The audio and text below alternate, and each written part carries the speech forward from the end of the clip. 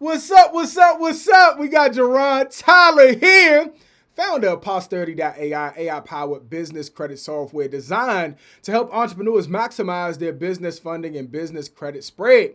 And today I wanted to tap in and talk to you guys about this whole concept or idea of lines of credit, man. It is one of my favorite products out of the business credit suite or funding spread, if you will. Man, just want to come and have a candid, really relaxed. I'll try to be as relaxed as possible, man. But a candid conversation with you guys regarding business lines of credit. And I want to talk about the differentiation between traditional lines of credit and fintech lines of credit, man. Again, this is one of my favorite products. I love business credit cards, but I really love business lines of credit because unlike a business credit card, business credit cards, you can't pay for everything utilizing the credit card. You can't pay your mortgage, your car note. You can't pay life insurance. And obviously, anytime you actually use a credit card, there's oftentimes a 3% processing fee. And then unlike business loans, loans are great. However, when you utilize a loan, you actually are put in a position where once that loan is done or once you're finished paying, you technically can't utilize that same product. You have to reapply again. And so when you start talking about a business line of credit, this is something that it is continuously reusable, right? So if I have a $25,000 line of credit, if I have a $50,000 line of credit, if I use 10 grand and pay the 10 grand back, I can go back and touch that $50,000. So again, one of the most incredible, powerful products in the financial markets when it comes to leveraging, whether you're talking about a personal line of credit or a business line of credit. And so again, I want to talk to you guys about the difference between a traditional line of credit as well as a fintech line of credit. And so we're going to go over here to our favorite board and talk about it a little bit. So here we go. We have business lines of credit right up here at the top.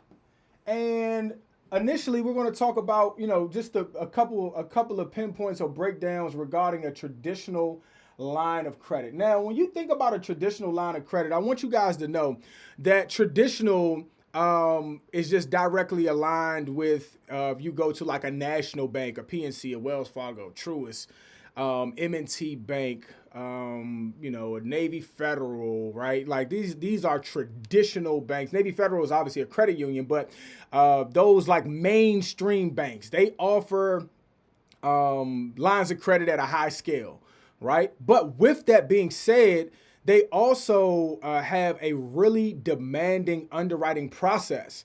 And when you think about a traditional line of credit, traditional lines of credit, as I have written down here, they are going to require 2 years of not just being in business, but they're going to require 2 years of documentation, of documented income, of documented revenue, of tax returns, of balance sheets, of profit and loss statements. Now, granted, you might find a bank here or there that may not want a balance sheet or they may not need a P&L, right? You might find one that wants a P&L but doesn't want tax returns. You might find one that wants tax returns but doesn't care about the balance sheet. But at the end of the day, they want to see proof that you have not only just been in business, because there's a seasoning period, right? That also has a benefit when you start talking about funding, but they don't care about you just being in business for 2 years. They want to know how much revenue have you actually made within this 2-year time frame. And so the other component that you guys want to keep a lookout for is, I actually have to write it down here at the bottom for you guys, is that when you start talking about traditional business lines of credit, they oftentimes want you to be above that 680 plus threshold. And so for my entrepreneurs out there that may be struggling, perhaps your revenue is up, but right now your personal credit score is a 660, it's a 620, it's a 615. Perhaps you were at 700 and you just dropped because you had an accidental late payment and now your score is a 600. All right, now this right here would be extremely difficult to take advantage of because they have a more strenuous or rigorous underwriting process. Now, the benefit to this particular product is that going with a fintech business line of credit oftentimes gives you better terms. Jerron, what do you mean by terms specifically? By terms specifically, I mean interest rate. I mean payment structure. I mean time frame, right? And so now you are able to tap in. Now they do want more. And I always say underwriting is based on two factors. It's based on capacity and it's based on risk factor, right? Capacity. Does the bank have enough to lend? Right? If you don't have it, you can't lend it. You can only lend what you have. Secondly, talking about risk factor, right? The more risk the banks take, the heftier your burden is going to be regarding payment structure, right? If you're somebody that has a 600 credit score and your business has been doing $15,000 a month for the last year, I can take you to a bank and get you funded, but the terms on the funding are not going to be as desirable as that of a traditional line of credit. And so when you come here again, you would garner the opportunity to gain better terms. Another thing that I love about the traditional side is there are banks that, provide you with this quote unquote concept of double dipping.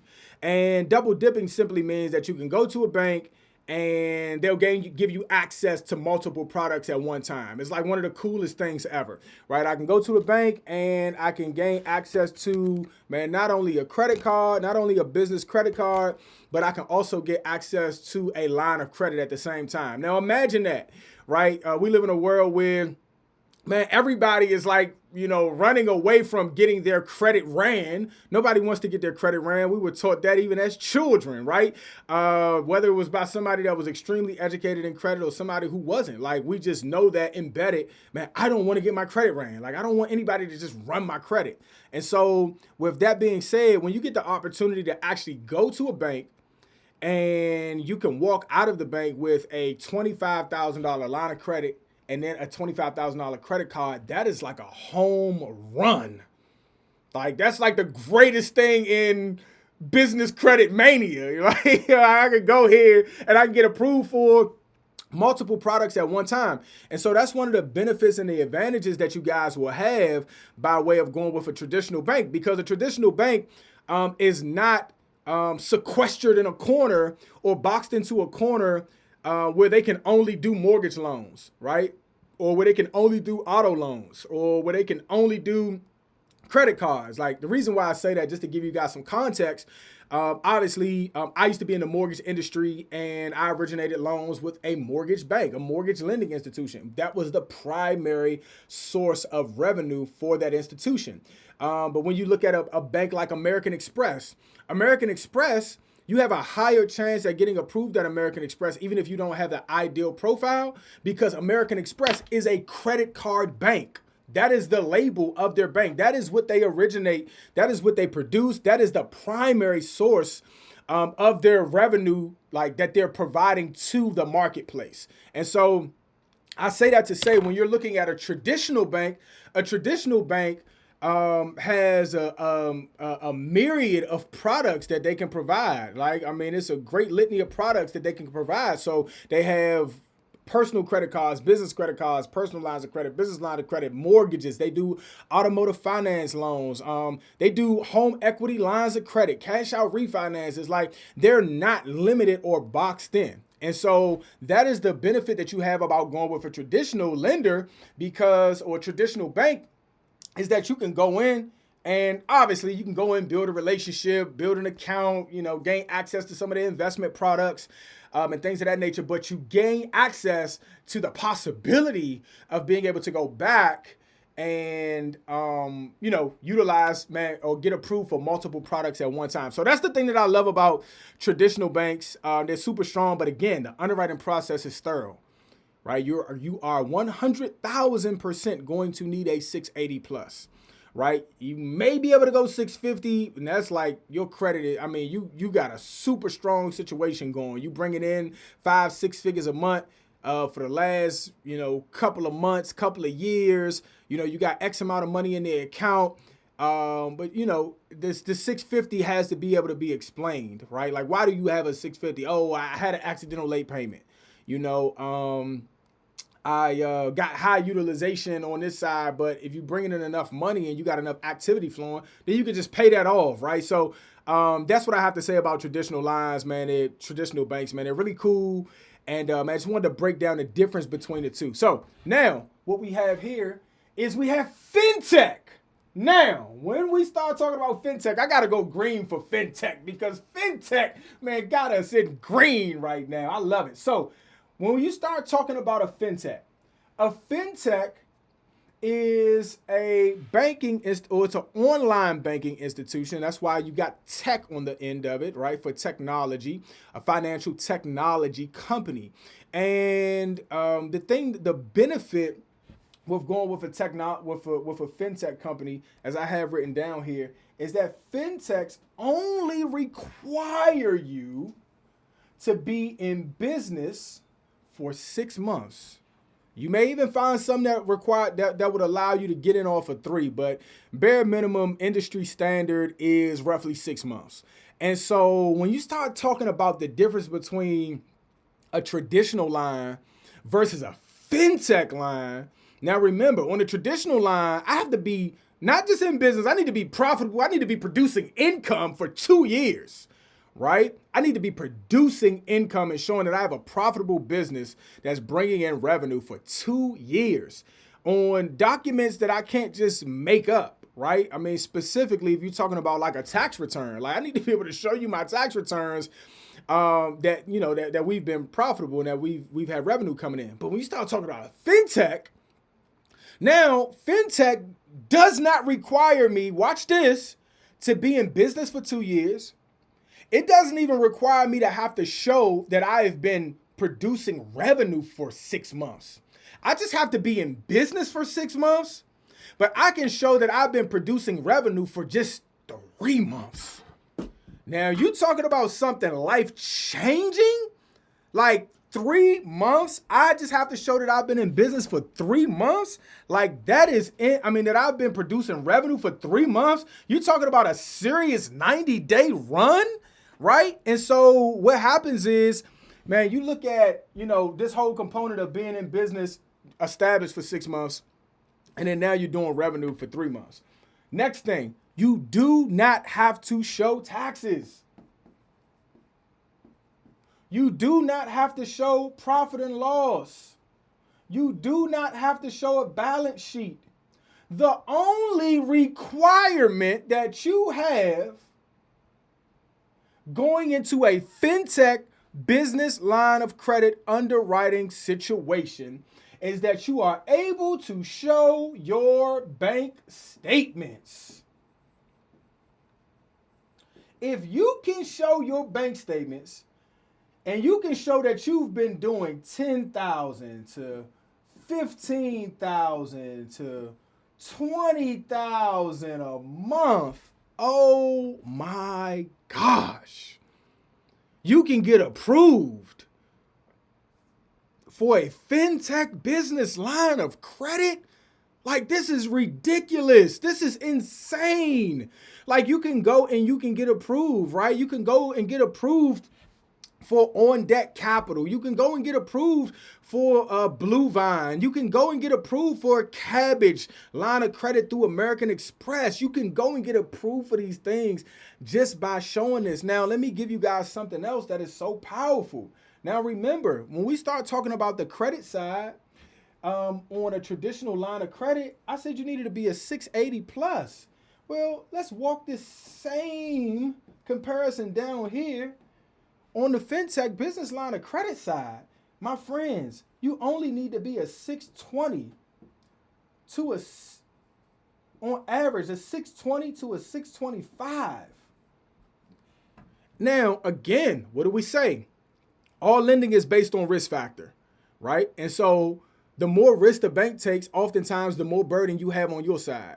And so if I go apply for the same line of credit, and when I apply for the same line of credit, I have a 750 and you have a 650, there's a greater chance that I'm going to get a better rate, right? Rate's still going to be higher than the traditional line, but I can get a better rate, right? And so, man, you just look at like how simplistic it is, man. I say that this channel right here, you guys watching, subtitles, sub concepts of business funding, underwriting, approvals, like that's what we're talking about. But like, man, the overarching concept, man, or theme of the channel is solutions, right? That's what we want. We want solutions. We want cutting edge solutions. We want amplified solutions. We want solutions that will cause us to keep the ball rolling, right? Man, the object in motion stays in motion. And man, so often we see people, man, just kind of throwing the towel because they say, hey, I've tried everything I could try, right? But here are solutions, man, or just a way that you could think about your situation and your process, man. I'm always thinking about timing. I'm always thinking about structure. I'm being prudent. I'm thinking about what's going to happen next year, next month, next week. I'm thinking about what's happening 5 years from now, right? So with this type of information, you think about you being able to leverage this and grow your business exponentially. You being able to leverage these products and go buy a business or buy businesses exponentially, right? And so again, America doesn't run on Dunkin', it runs on credit, capital, and assets. And we added an S on the end for sales. If you can navigate any of those four, you will always be okay. You will always not just survive, but thrive in the economy. And so, man, I wanted to break these down for you. And so the main benefits that we have here, I'll circle benefits in yellow. So we'll have the main benefit of the traditional business line of credit are your terms, but the main benefit of the fintech line of credit is speed. All right, I can get this faster. I don't have to show tax returns. If you're somebody right now that's been going through tax issues, again, I am not a CPA. I'm not a licensed CPA. This is all based on my personal experience and then our experience with our consultant firm, with consultant businesses all over the country, right? If you are going through tax issues, right? If you go on the fintech line of credit side, you do not have to adhere to that, right? You don't have to adhere to providing tax returns. So, man, I just think it's a marvelous solution. But the main thing that I want you guys to walk away with is obviously you have two opportunities or two different types of lines of credit that you can go with. But the main thing is understanding the terms. I can't express that enough. Looking at 60,000 is 60,000, right? It's 60,000 here in China and Japan and Africa and wherever you go, right? But at the same time, you want to look at the terms of it, right? It's like saying, hey, I just got approved for an S-Class. I got approved for a G-Wagon. I got approved for, this house, right? What it does, yeah, you got approved for it. But what are the terms of it?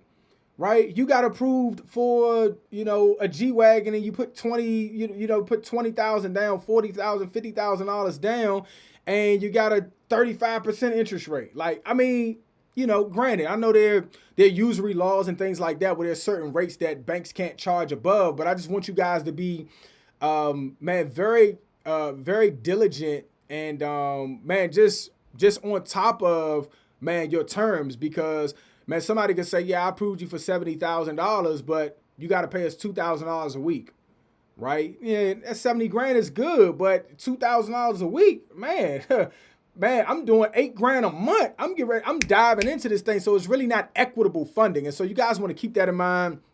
Yeah, that's it. Man, appreciate you guys tapping in again. Jerron Tyler here, Posterity.ai. AI-powered business credit software to help you maximize your funding. And we come here on YouTube, man, just to provide you guys with the education, the knowledge, the wisdom, the understanding. I've been in finance for the last 10 years, man. It's something that I thoroughly enjoy.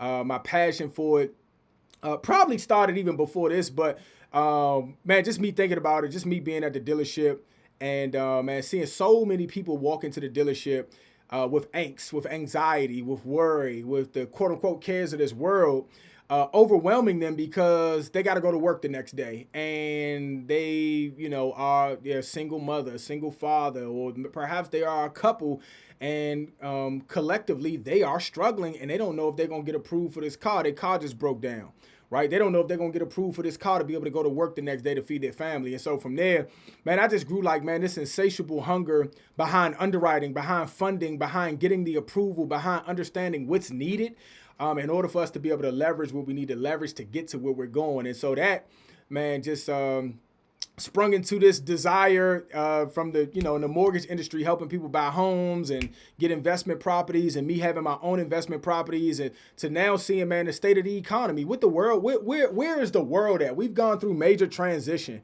In the wow, oh man, not to give you guys a history, a history test, but man, just to go down like what our nation has truly rested upon. Right? Like, man, we started out, it was just good, man. Back in the 80s, 90s, man, if you can get a job and you can work there 30, 40 years, man, you be straight. You can take care of your family. You can do this, you can do that. But, man, as things begin to change and, business has always been around, but business has indeed evolved as our society has evolved, right? We got the internet boom where people begin to make money online, and people begin to see that, hey, man, I actually don't need somebody to hire me to make money. Then, man, you come out with the next best thing, man, AI. It's like, man, this thing is just mind blowing. And so with that being said, man, more people are going into entrepreneurship, and man, I just have a desire for more people to be educated on it, be educated in the space, so that you can leverage the system and not be leveraged by the system. Man, so again, man, thank you guys for tapping in. I appreciate you all. If anybody has any questions about anything, man, the link is in my bio. If you guys want to schedule a call, tap in. But man, if you found value in the video, man, feel free to like, share, subscribe, and comment, baby. Let's go! Man, I love y'all, man. Have a blessed one. I'll talk to y'all soon.